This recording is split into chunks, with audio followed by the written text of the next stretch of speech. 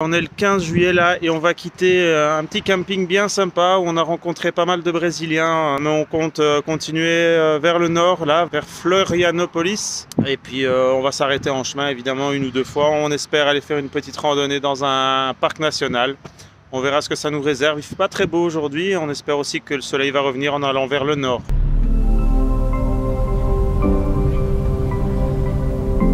On a trouvé un petit buffet où tu prends ton assiette et tu vas la peser à la caisse. Et en fait, tu la payes au poids.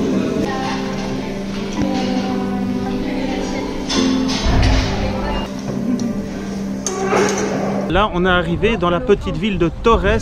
C'est un peu plus au nord de Porto Alegre. On est revenu sur la côte atlantique. Alors, j'ai pas eu beaucoup l'occasion de faire des vidéos depuis qu'on est entré au Brésil. Ça s'est plus ou moins bien passé. Le sud du Brésil, il y a beaucoup de plaines, des cultures et un peu d'élevage. On a roulé jusqu'à Porto Alegre, ça commence à devenir sympa et là on se dirige vers un parc classé à l'UNESCO, donc une des plus belles plages du sud de la région.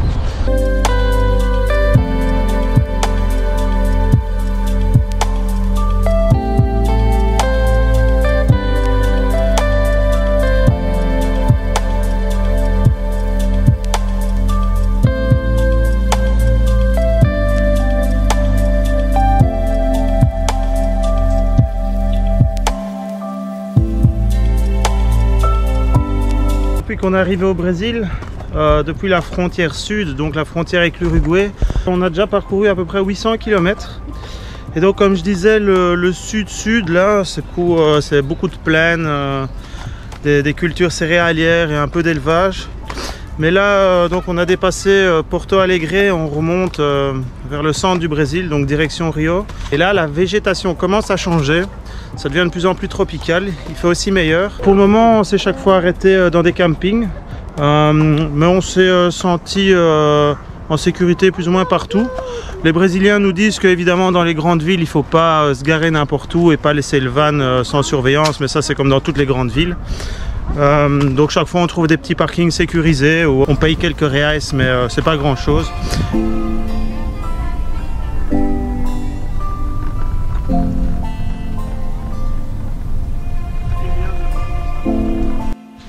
Voilà, la vie en van, hein, quand on est à l'intérieur et qu'il fait froid, c'est le linge qui pend là en plein milieu de tout. Et là, on fait les comptes et puis la cuisine en même temps. Et des petits jeux. Et ici, les petits spaghetti bolo, voilà. Et des petits jeux et puis on se débrouille comme on peut. Hein. On est arrivé sur un petit spot ici près de la ville de Praia Grande. C'est tout juste à la limite de l'état de Santa Catarina. Donc on voulait aller un peu visiter les montagnes là. Qui sont là-bas derrière au loin, mais plus de la rivière. Là c'est juste génial pour Aurore. Il y a un petit cheval là qui se balade tout seul ici dans la prairie autour de nous et il est tout gentil.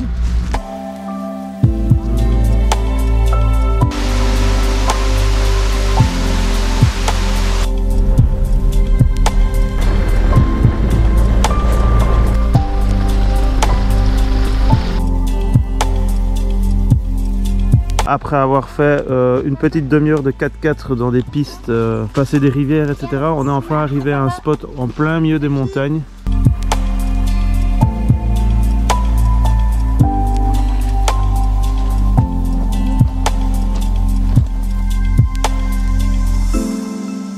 Bon ben ça fait un petit moment là qu'on marche dans la forêt, enfin c'est plus de la jungle avec notre guide. Nous qui pensions qu'on aurait pu le faire sans guide. On s'est un peu mis les doigts dans l'œil là parce que après la demi-heure de 4x4 on serait jamais passé avec notre van, impossible. Là il nous emmène dans des petits chemins dans la jungle. Ah si t'es pas du coin, tu connais pas. C'est juste pas possible. Ouais. Ouais, petit ravin là à côté. C'est quoi? Ouais, déjà une petite grotte. Voilà, on s'est équipé de la petite frontale et c'est parti, on va rentrer dans la grotte.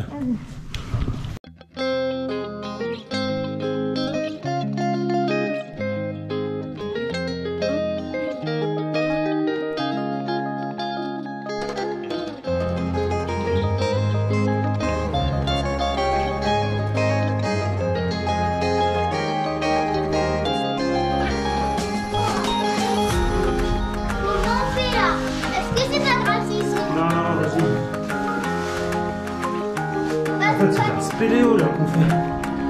C'est de la spéléo carrément.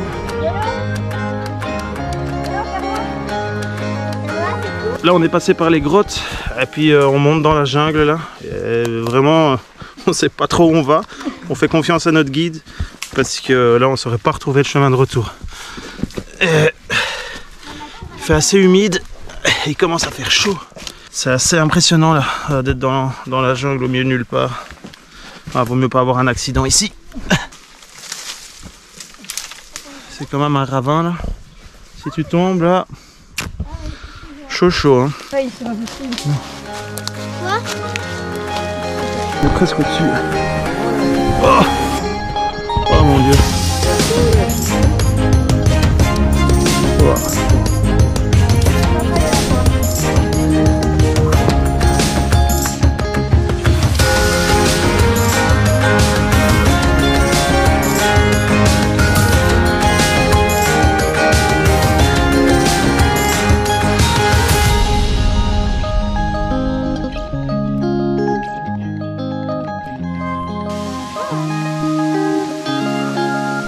Voilà, on est arrivé enfin à la cascade, là, après 30 minutes de marche. C'est juste magnifique.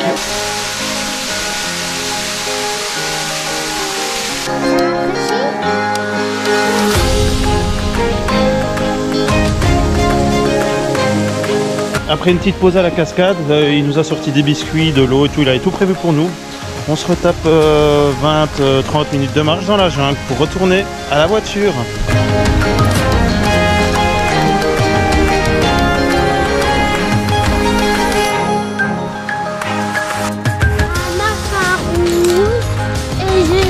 En vert.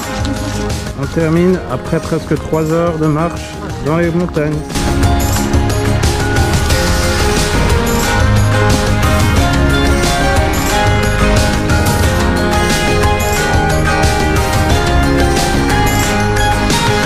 Et voilà, on est de retour au van, là, à notre petite auberge, enfin dans notre mini camping. Et on prend la route pour aller à Krichuma, dur à prononcer.